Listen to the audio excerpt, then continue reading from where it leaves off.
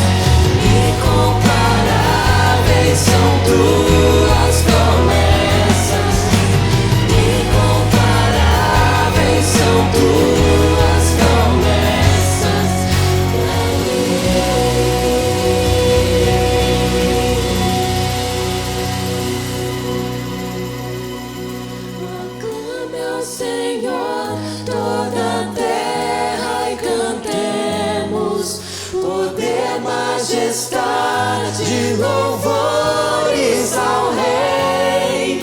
Montanhas se prostrem e rujam os mares ao som de teu nome. Alegre te louvo por teus grandes feitos, firmado estarei, sempre te amarei. Incomparáveis são tuas promessas, incomparáveis são tuas promessas, incomparáveis são tuas promessas pra mim.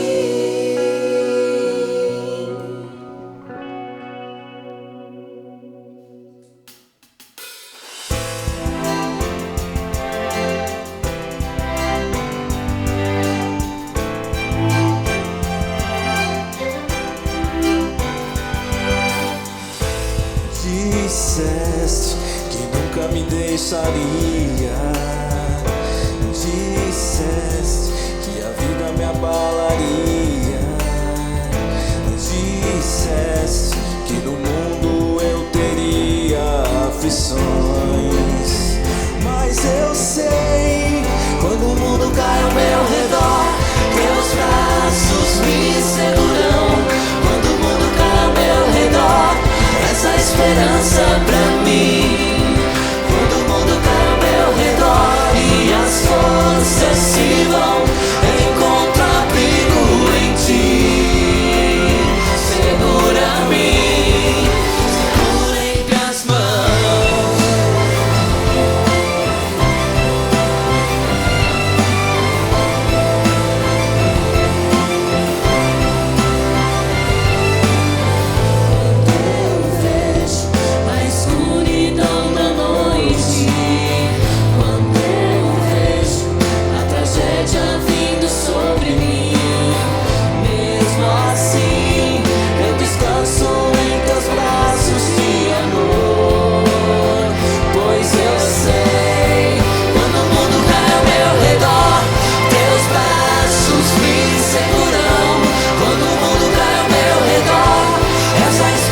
esperança pra mim. Quando o mundo cai ao meu redor e as forças se vão, encontro abrigo em ti. Segura-me, segura em minhas mãos. Por uma noite, o dia veio o sol. As tempestades virão. Sobre a morte ele venceu. Ele venceu. Todo mundo cai ao meu redor, teus braços me seguram. Todo mundo cai ao meu redor, essa esperança pra mim.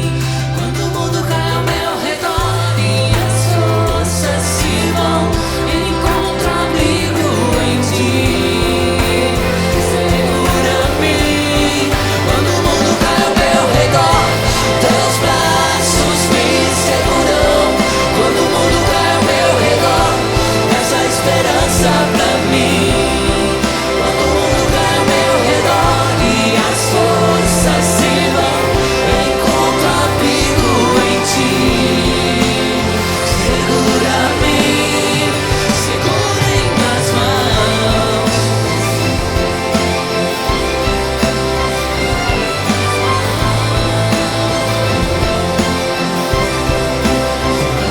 Tuas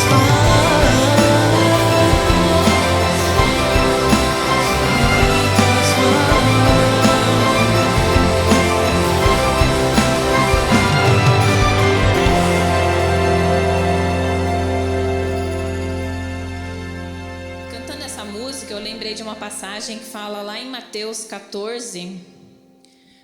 Eu vou ler a partir do versículo 24.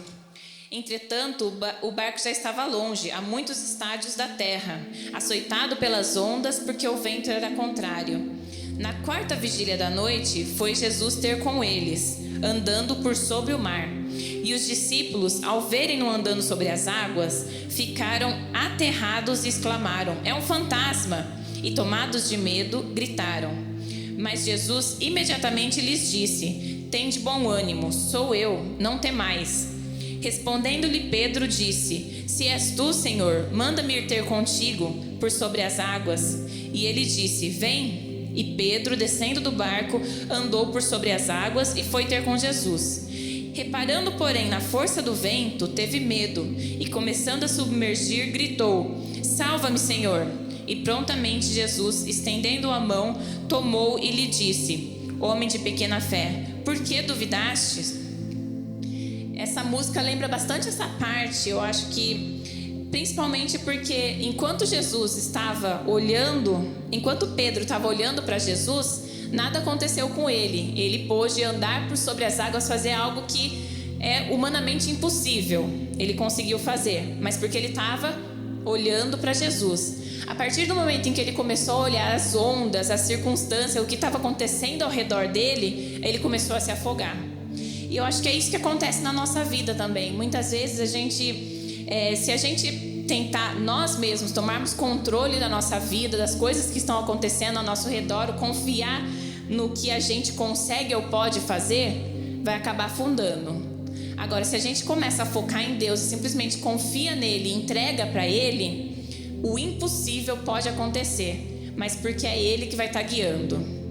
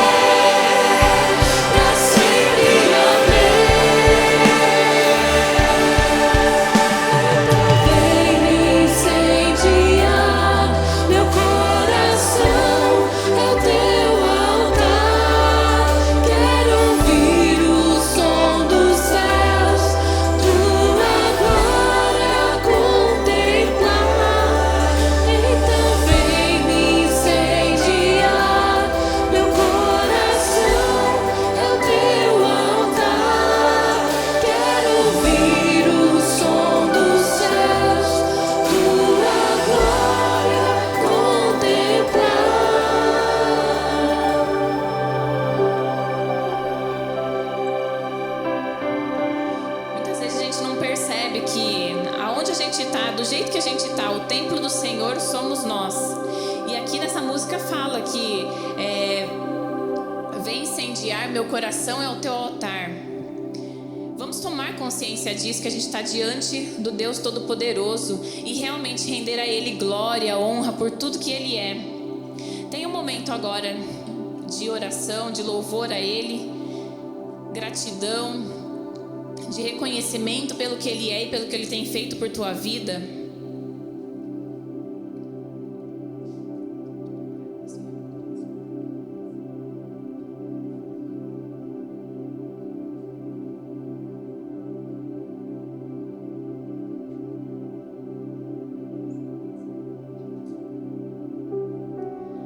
Senhor Deus, muito obrigado, Pai, por tudo que o Senhor é, por tudo que o Senhor faz por nossas vidas, ó Pai. Sabemos que há incontáveis perigos que nos cercam todos os dias, mas que o Senhor tem nos protegido constantemente, Senhor. Muito obrigada por isso, ó Pai. Muito obrigada porque o Senhor se preocupa com o que vamos comer, com o que vamos vestir. O Senhor é quem nos dá força, nos dá saúde.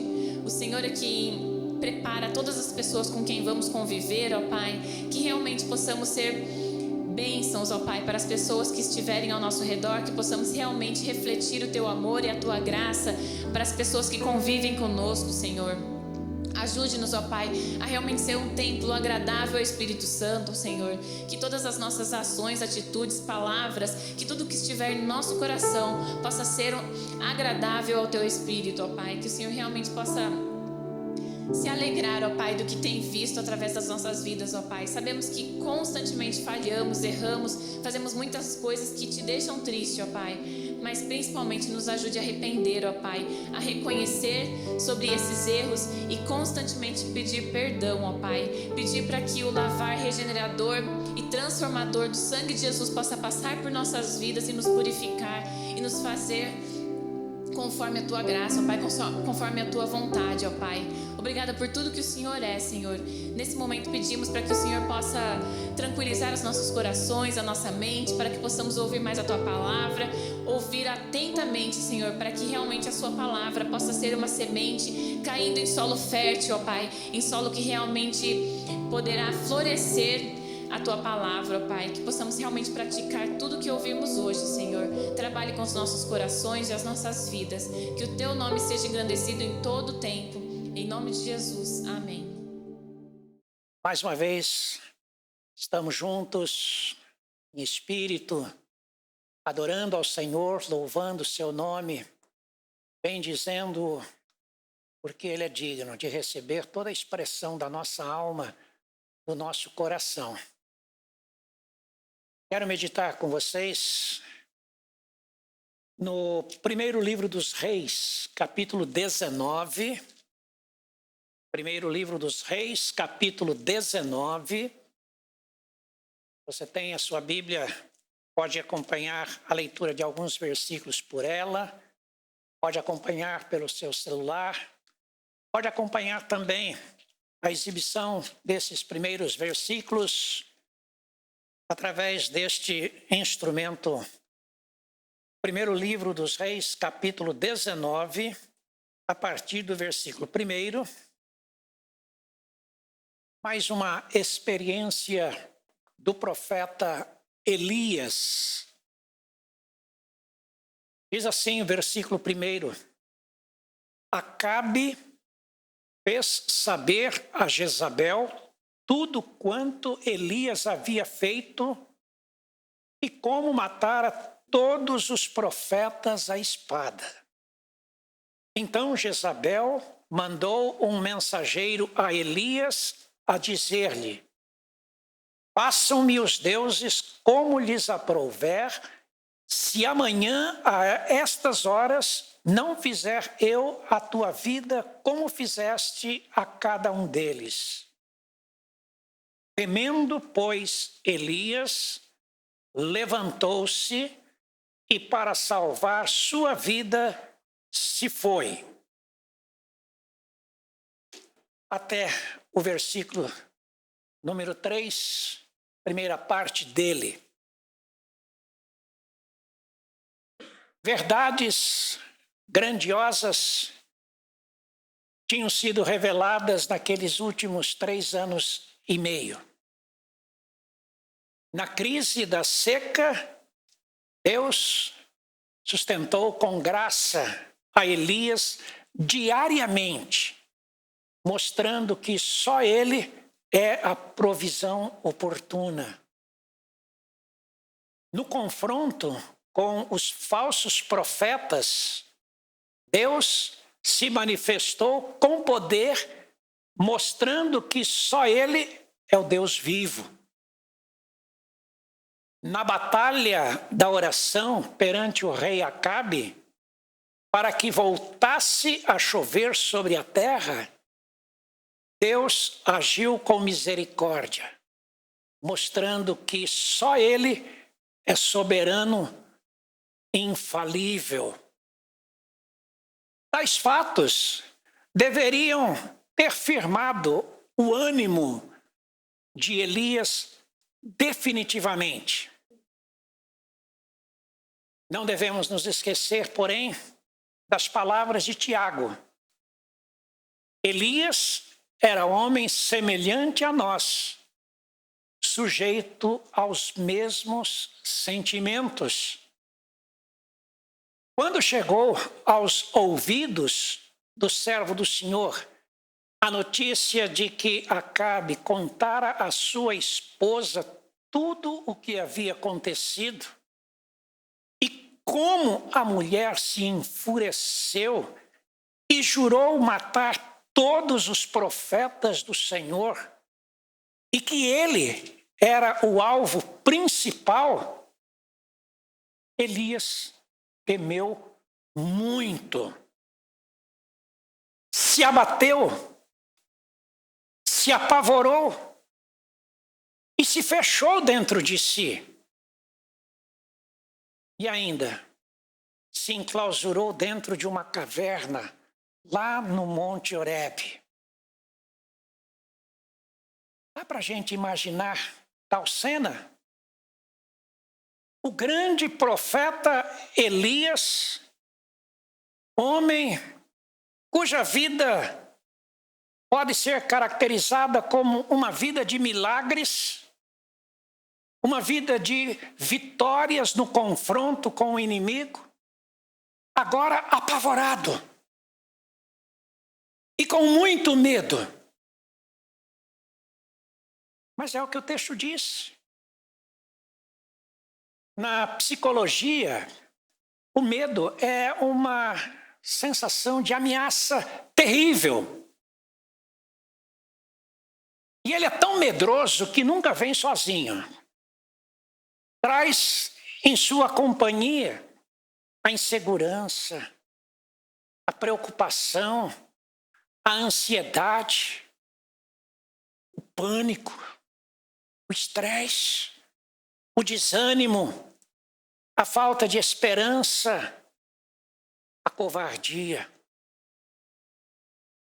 O medo não é uma sensação ausente da vida do servo do Senhor.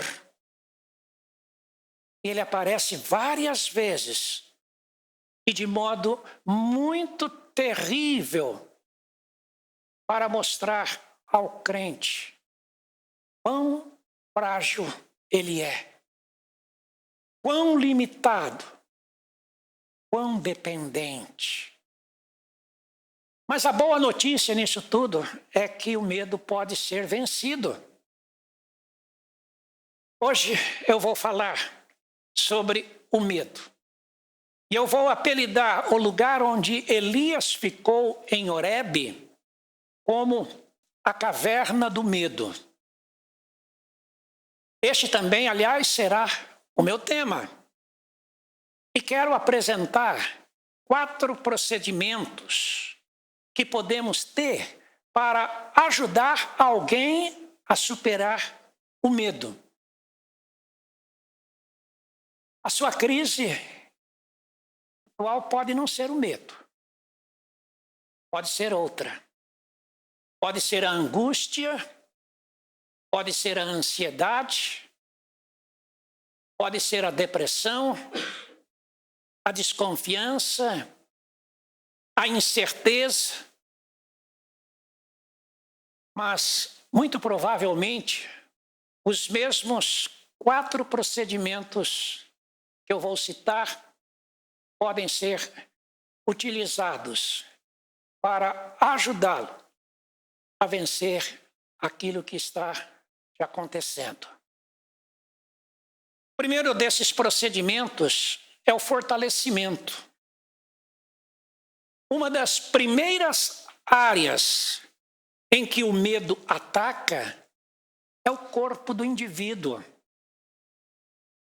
Debilita física e psicologicamente. O medo transtornou o ânimo de Elias. A sensação de angústia o levou a um estado de depressão. Na sequência do texto, sequência dos versículos lidos no início, nós vemos o profeta sentado debaixo de um zimbro, desanimado, sem forças, entregue a si mesmo, até desejando a morte para si. Nesse estado, ele não tinha mais nem vontade de comer, de se alimentar. Só desejava deitar e dormir. Se assim continuasse por muito tempo, ele se enfraqueceria bastante, ficaria doente, desnutrido e próximo da morte por inanição. Então veio a primeira intervenção da parte de um anjo enviado pelo Senhor, que disse a Elias: levanta e come. Levanta e come. Ele olhou e junto à sua cabeceira estava um pão cozido sobre pedras e uma botija de água. Elias levantou, comeu, bebeu e voltou a dormir. Passado alguns instantes, pela segunda vez o anjo do Senhor tocou e deu a mesma ordem, dizendo: levanta e come, porque o caminho será sobremodo longo à sua frente. Então Elias se levantou, comeu e bebeu. E foi fortalecido. O medo libera no organismo da pessoa uma substância chamada serotonina. E é esta substância que altera o humor dela. É uma substância que causa tristeza, desânimo, fraqueza, falta de apetite, falta de prazer, causa sono e outras sensações. Todas estas são sintomas de depressão. Uma boa alimentação combate estas sensações. E aliada a outros procedimentos, ajuda na cura e na libertação do indivíduo quanto às causas do seu medo. A pessoa dominada pelo medo se vê no fundo do poço.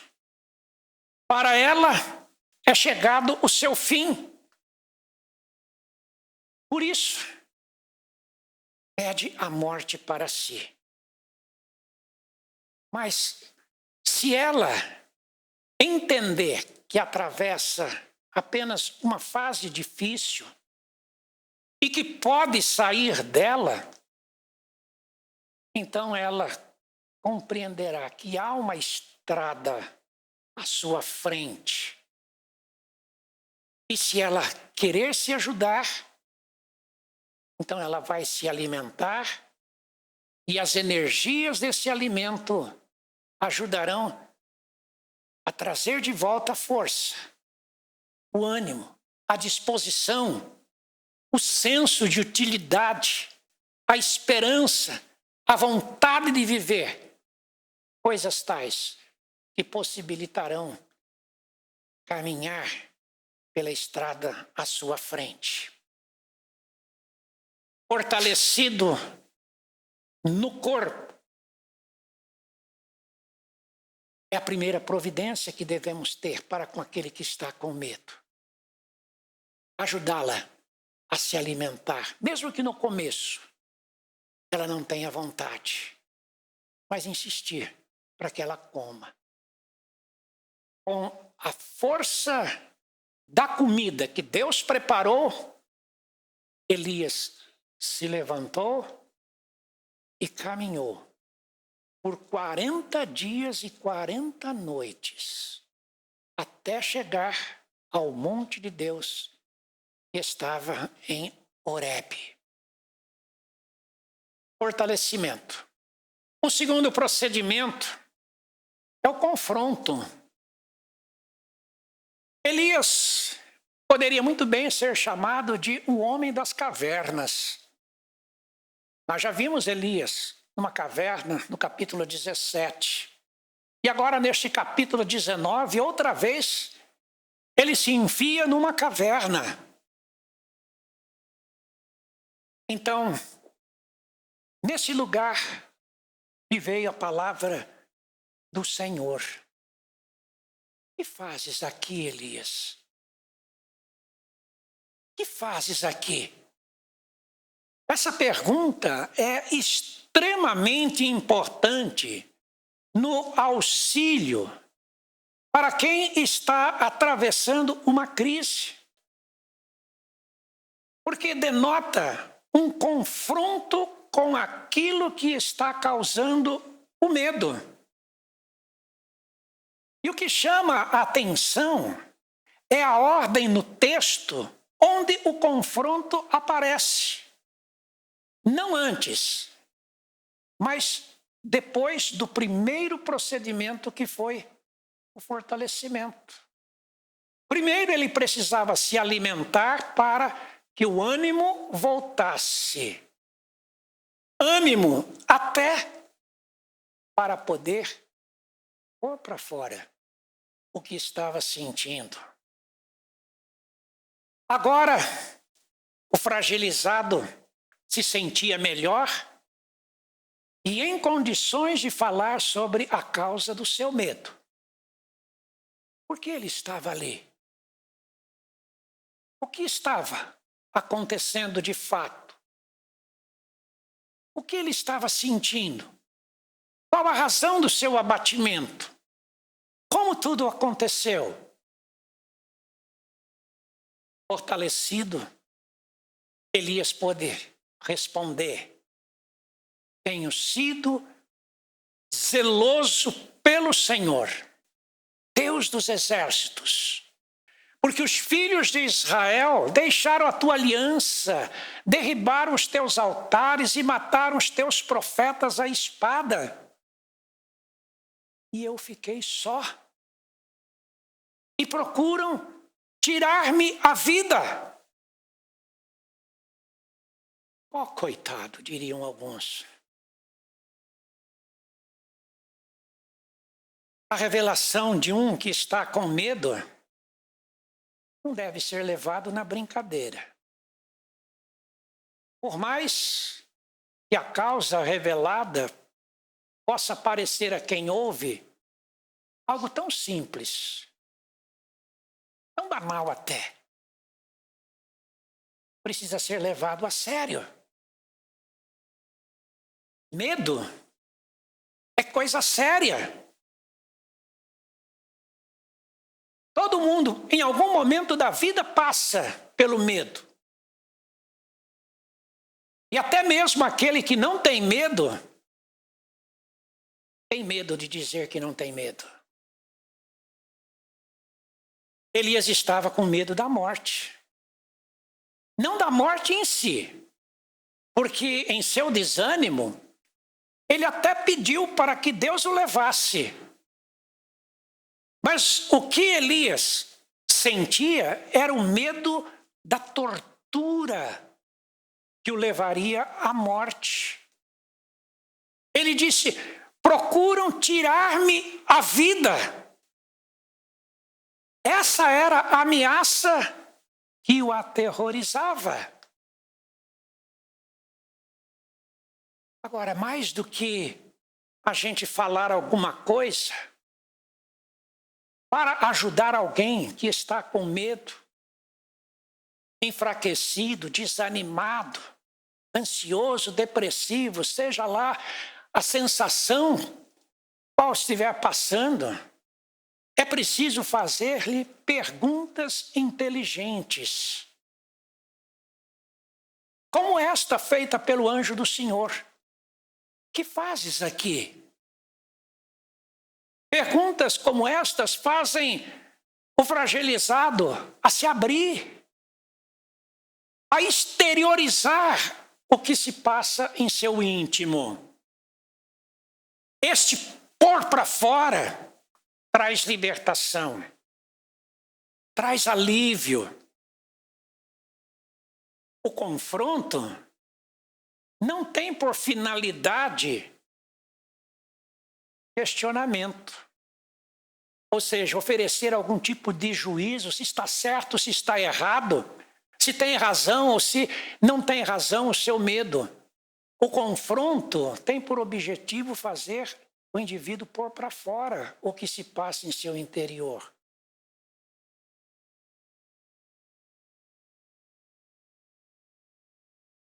Mais do que a gente insistir com a pessoa, é preciso pedir para Deus: me dá uma pergunta inteligente para que eu possa ajudá-lo. Porque se ele se abrir, ele vai receber alívio. E vai ser libertado do medo que está sentindo. O confronto. Como é importante este segundo procedimento. Em terceiro lugar, um terceiro procedimento é o consolo. O auxiliador de Elias trilhou um caminho seguro, sábio, e por isso ganhou a confiança dele. Agora podia falar na certeza de ser ouvido. E ele fez isso de forma não dissertativa, ou seja, não com palavras, mas de forma demonstrativa. Vou explicar melhor isto. Elias estava numa caverna. E esta representa para quem está com medo, ou para o depressivo, um lugar secreto, onde só cabe ele. E só existe para curtir a sua infelicidade. Daí, a atitude séria e sábia do anjo de convidar Elias para sair da sua caverna, para que lá fora pudesse contemplar o Senhor. É verdade que Deus está em toda parte, mas quando o homem se enfia na sua caverna pessoal do medo, repito, nesse lugar, para ele, só cabe ele e mais ninguém. Se vê só e desamparado. Deus então passou por Elias. Ao sair da caverna, 3 eventos se deram. 3 eventos grandes. Primeiro, um vento forte. Um vento de tão forte que era que fendia os montes e despedaçava as rochas. Mas Elias não viu nele o Senhor. Depois passou um terremoto. E ele não viu o Senhor no terremoto. O terceiro evento foi uma grande labareda de fogo. Mas nela Elias também não viu o Senhor. E por que ele não viu o Senhor nesses três eventos? Porque o seu foco estava neles, nos eventos. Elias só conseguia ver o vento forte, o terremoto e a labareda de fogo. E estes três eventos representavam aquilo que não saía da sua cabeça. A notícia de que Jezabel queria tirar a sua vida. Era isso que estava causando pavor de morte. Enquanto a pessoa fragilizada focar somente o evento, ele se atemorizará mais ainda.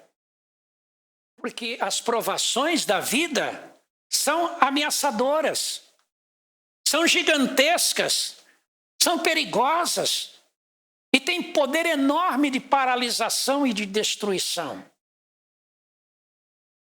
Respirar fundo, parar, fechar os olhos, meditar, orar, sossegar a alma é preciso para poder ver o socorro bem presente perto da pessoa. Elias só pôde ver o Senhor quando o quarto evento se deu. Aquele cicio tranquilo e suave. Aquela brisa refrescante e calma que veio do céu e inundou o seu coração. Quando o coração se sentiu em paz, ele pôde ver que o Senhor estava com ele e ele não estava sozinho. Deus perguntou de novo: "O que fazes aqui, Elias?" Agora ele pôde ouvir com os ouvidos do coração, com calma, mas sem muito entendimento ainda. Por isso ele deu a mesma resposta. Porém o Senhor o fez ver por outro ângulo. Agora não mais pelo ângulo da caverna do medo, mas pelo ângulo daquele que está acima de tudo e de todos. E o que é que ele viu? E além de Deus que estava com ele, havia mais 7.000 homens que não haviam dobrado seus joelhos diante de Baal. 7.000 que foram conservados por Deus e que se mantinham fiéis ao Senhor. É quando a calma vem para o nosso coração,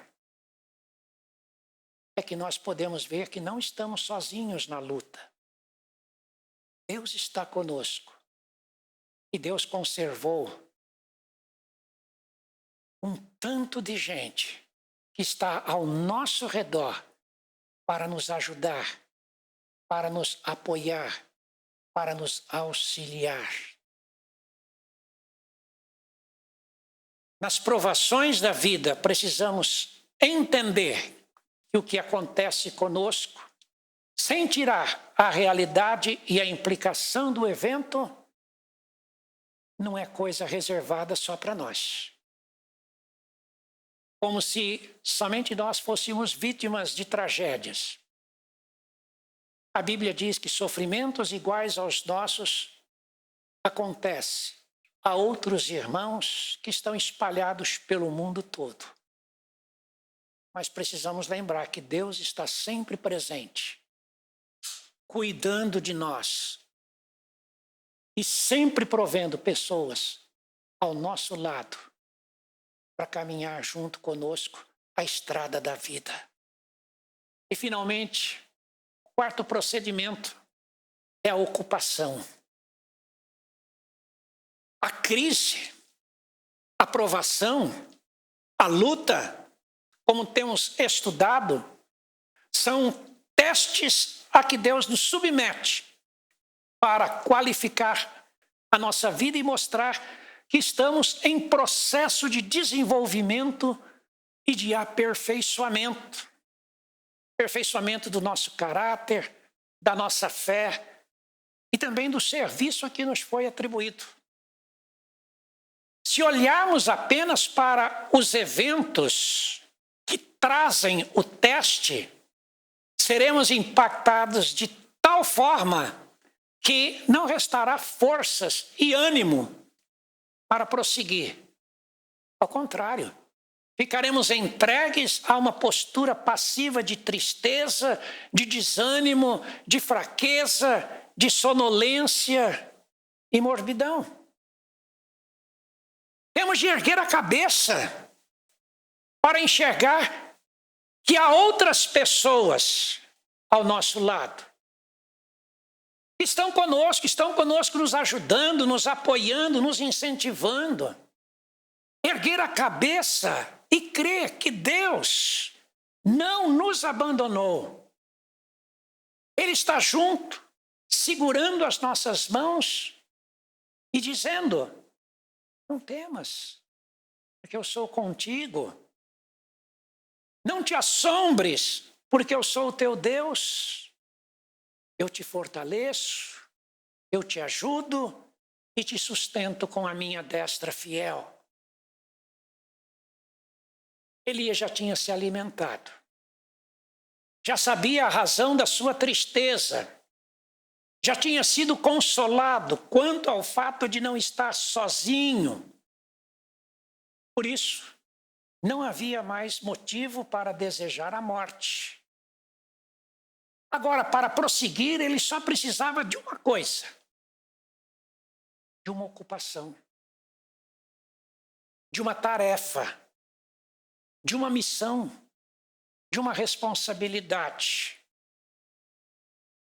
A pessoa com medo, depressiva, angustiada, não quer fazer nada. Sente que não é útil para mais absolutamente nada.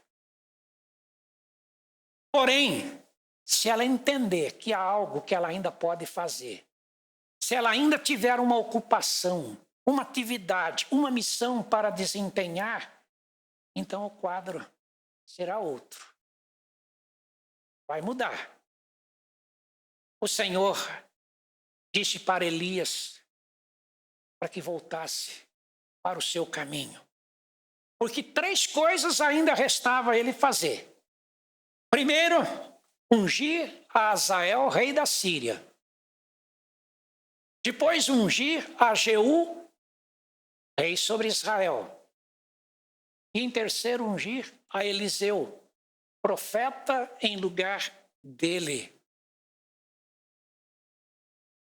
Dar uma ocupação a quem está enclausurado pelo medo, pela angústia, pela ansiedade, pelas incertezas da vida ou por qualquer outro sentimento negativo é prestar uma enorme ajuda. É um ato de libertação. É um estímulo para ele se sentir seguro e útil na sociedade.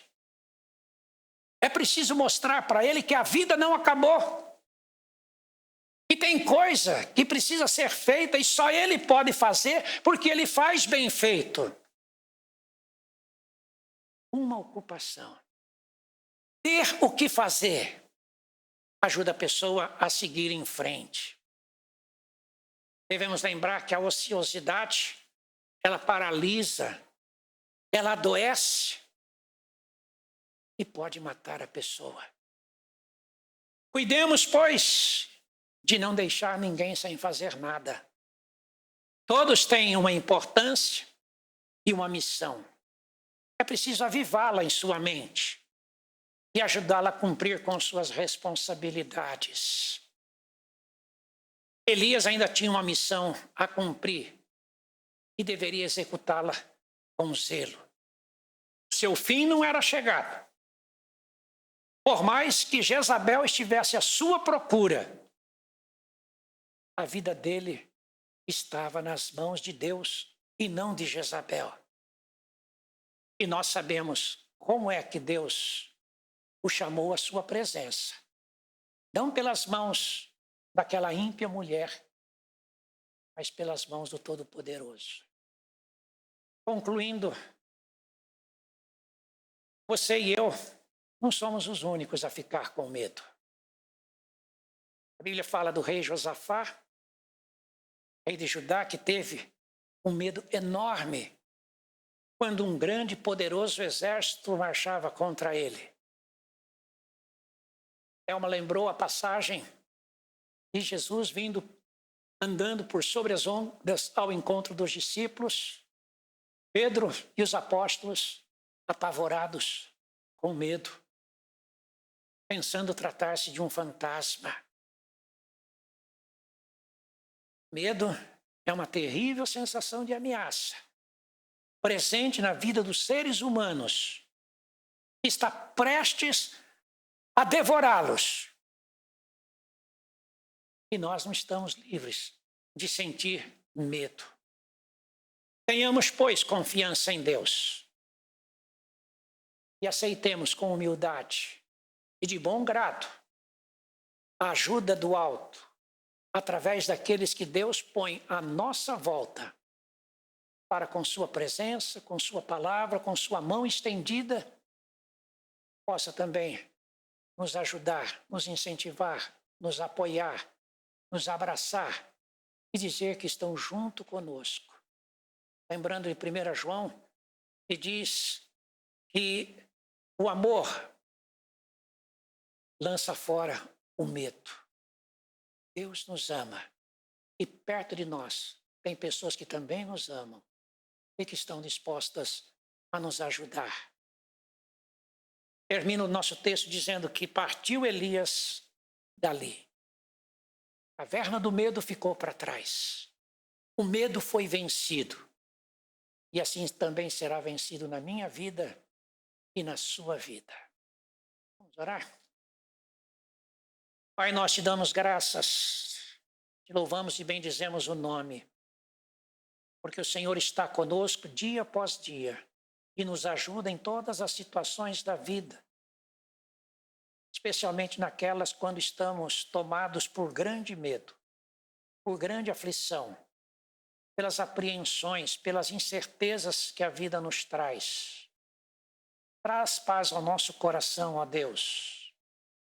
Traz a certeza de que o Senhor está conosco e que há pessoas que o Senhor colocou ao nosso lado para serem os nossos consolos, os nossos amigos e irmãos que vão nos ajudar, vão nos apoiar a sair da crise a qual nós passamos. E dá a Deus, através disso tudo, a certeza da vitória, porque o Senhor em nós é maior do que o nosso medo, maior do que a crise, maior do que qualquer coisa que provoca em nós estas terríveis sensações. Que a graça do Senhor Jesus, o amor de Deus o Pai e que as ternas consolações do Espírito Santo possam ser convosco, com vocês, irmãos, e com todos aqueles que amam, estão em Cristo e esperam a volta gloriosa do Senhor, hoje e para todos sempre. Amém. Nosso muito obrigado a você que esteve conosco, que participou deste culto. Que Deus te dê um bom final de noite e uma boa semana, em nome de Jesus.